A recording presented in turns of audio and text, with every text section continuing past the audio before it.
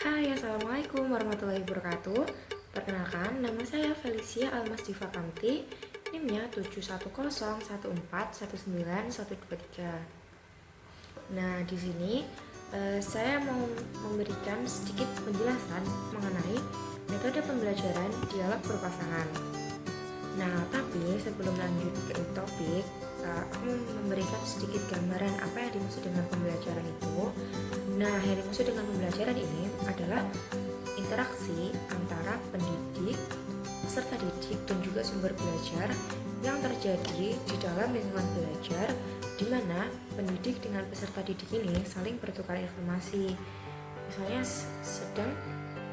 seorang guru sedang memberikan penjabaran materi di depan kelas dengan menggunakan PowerPoint gitu. Nah, siswa-siswa yang di dalam kelas ini mereka bakal menyimak apa yang dijelaskan oleh guru mereka. Kemudian mereka akan menanggapi, memberikan feedback gitu mengenai penjelasan yang sudah diberikan oleh gurunya. Jadi pertukaran informasi ini benar-benar real terjadi di dalam kelas. Jadi siswa juga bisa aktif, guru juga bisa aktif. Jadi dapat menciptakan lingkungan pembelajaran yang kondusif gitu. Nah, sebenarnya apa sih tujuan pembelajaran itu? Nah, tujuan pembelajaran ini adalah tercapainya perilaku atau kompetensi pada siswa setelah mengikuti kegiatan pembelajaran. Nah, setelah tujuan pembelajaran ini tercapai, tujuan pembelajaran ini akan dirumuskan ke dalam bentuk pernyataan atau deskripsi yang lebih spesifik. Nah, apa sih yang dimaksud dengan metode pembelajaran itu? Metode pembelajaran ini merupakan proses yang sistematis dan teratur yang dilakukan oleh pendidik dalam melakukan penyampaian materi kepada peserta didik. Nah, jadi dalam melakukan penyampaian materi ini, para pendidik harus menggunakan yang namanya metode pembelajaran. Jadi nggak bisa sembarangan. Nah, dalam menerapkan metode pembelajaran ini itu juga nggak bisa sembarangan. Para pendidik itu harus melakukan observasi dulu, pengamatan, penelitian. Sebenarnya kelas ini tuh cocoknya tuh pakai metode pembelajaran apa sih, disesuaikan dengan karakteristik siswa-siswanya gitu. Nah, yang namanya metode pembelajaran itu tuh nggak cuma 1, 2, 3, tapi ada banyak banget. Nah, tergantung nih guru tuh mau pakai metode yang mana buat diterapkan dalam sistem pembelajarannya gitu. Misalnya suatu hari dia tuh pakai metode pembelajaran teman sebaya pada materi misalnya sistem ekonomi gitu. Itu cocok diterapkan misalnya. Terus kemudian harus ganti bab lagi nih.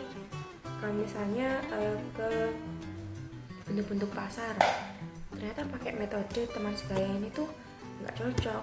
Guru ini harus ganti metode lain, misalnya pakai metode dialog berpasangan. Nah, ternyata pakai dialog berpasangan ini metode dialog berpasangan ini diterapkan di dalam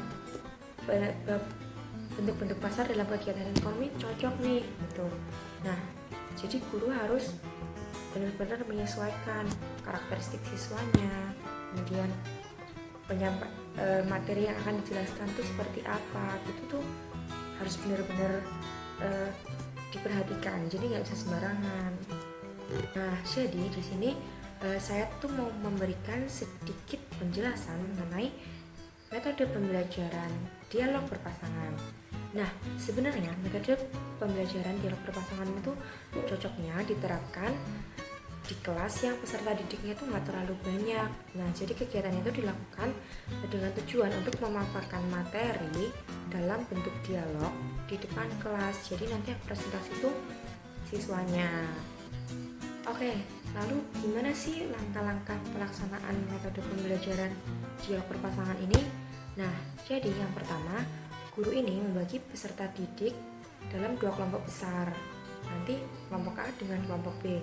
Nah, kemudian kelompok A dan kelompok B ini masing-masing diberikan nomor, misalkan nomor 1 sampai 10. Kelompok A diberikan nomor 1 sampai 10. Begitu juga dengan kelompok B. Kelompok B juga diberikan nomor angka 1 sampai 10. Nah, kemudian peserta didik yang mempunyai nomor yang sama itu mereka bakal jadi pasangan, bakal jadi kelompok. Misalnya kelompok A nomor 1 itu bakal jadi pasangan sama kelompok B nomor 1. Nah, setelah mereka dapat pasangannya masing-masing nih, mereka jadi satu.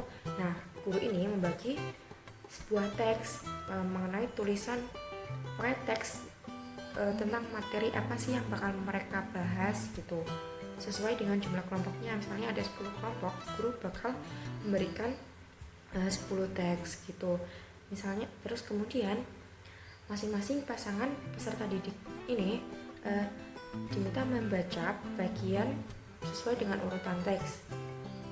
Misalnya nih, kelompok 1 dapat macam-macam fungsi pasar.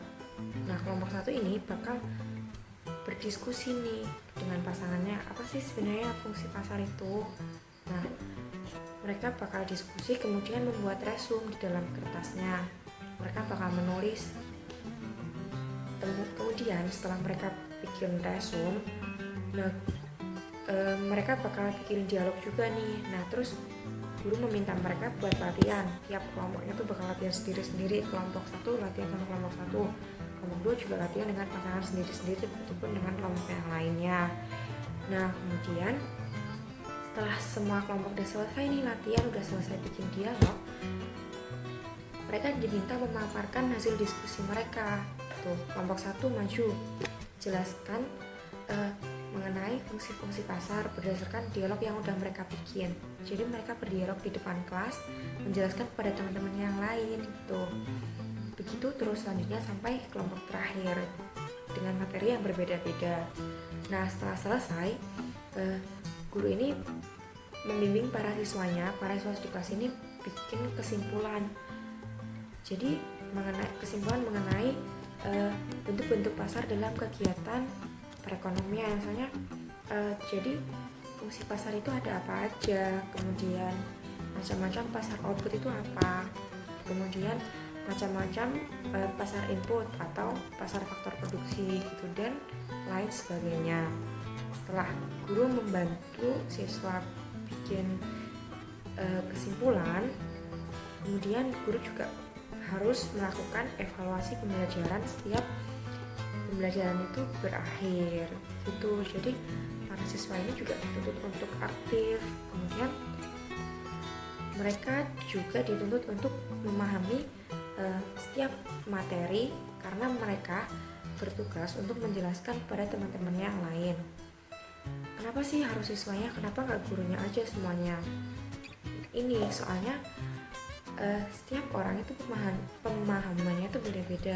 Dengan menerapkan metode pembelajaran dialog berpasangan ini kita bisa pakai ini karena berpasangan kan dengan teman sekelas nih. Jadi dengan teman sebaya siapa tahu bisa lebih nyangkut gitu informasinya untuk teman yang gagal belajar kayak gitu. Kemudian ini juga gerak nih, soalnya ini juga bergerak dan mendengarkan, membaca juga gitu. Jadi ini tuh kayak lebih mencakup banyak hal. Jadi diharapkan para peserta didik ini bisa lebih memahami mengenai materi tersebut itu teman-teman. Nah, jadi itu tadi yang dapat saya sampaikan mengenai metode pembelajaran diskusi berpasangan.